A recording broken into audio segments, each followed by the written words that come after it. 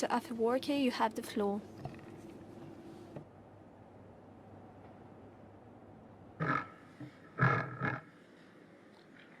Excellency President Vladimir Putin, I would like to thank you for giving me the floor.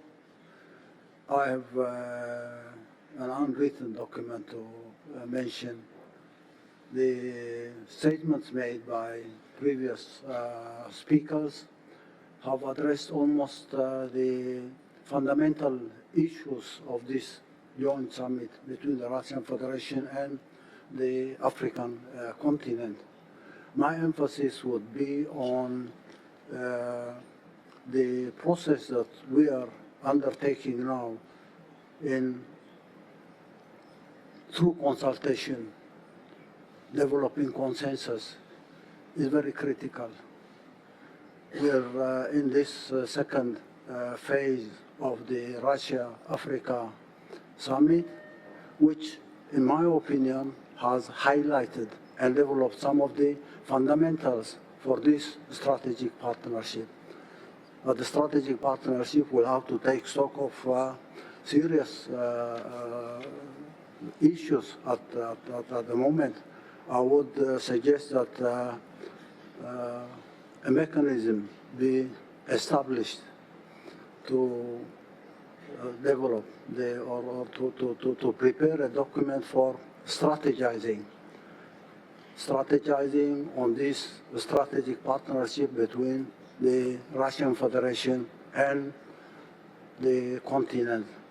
But this strategy will not have to be a general framework for the partnership that we'll have to build. We need to further move towards identifying areas of cooperation within the strategy and prepare documents for concrete projects on each and every sector and industry. The sectoral and industrial planning within a broader strategy, taking stock of details that will have to be prepared for the mobilization of resources.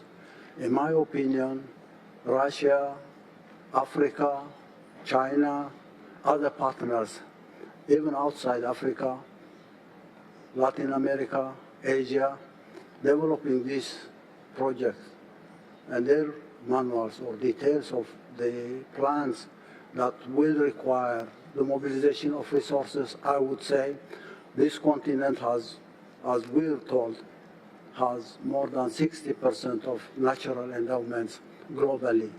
If this 60% could be mobilized to implement projects at a sectoral and industrial level, then we talk about the time frame for implementing these projects by mobilizing the required resources.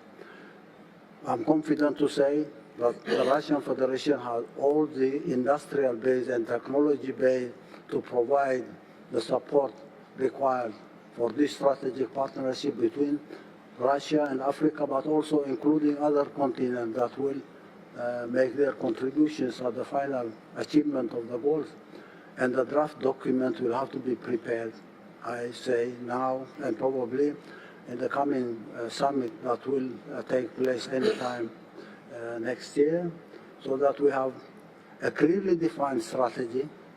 The strategy will have to include a number of sectoral and industrial plans, detailed plans on the timing of implementation, plus the mobilization of resources, not only material resources, financial resources, but also technological and industrial resources that will have to be mobilized to implement these detailed plans.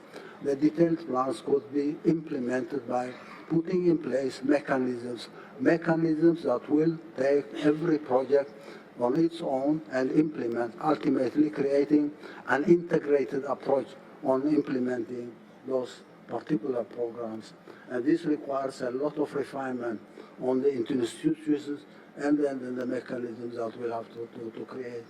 I would urge all those who have the resources above any other party, I would urge the Russian Federation to provide the support and make the contributions for detailing out the strategy, working out detailed plans on objectives that will be defined by clearly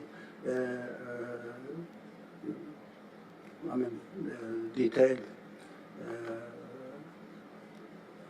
the technological and quantifiable numbers, plus the time frame for implementing this project. Once we have this document ready, the contributions from each and every partner at the continental level, on the part of the Russian Federation, plus other global partners who will join our effort to change the reality in Africa, because the coming generation after 25 years will have a population of 2.4 or 2.5 billion within the continent, and their issues will have to be addressed at an earlier phase rather than later on facing challenge for the implementation of this project. I think this second summit will have to take stock of the preparation of this document so that each and every one of us will be ready or even working on some of the projects that will lead the mobilization of resources that we can make available to the success of this strategic summit. Once again, we'd like to thank you, President Putin, for creating this conducive environment for exchanging ideas and developing consensus, but going beyond that to implementable, sustainable programs for the benefit of humanity, not only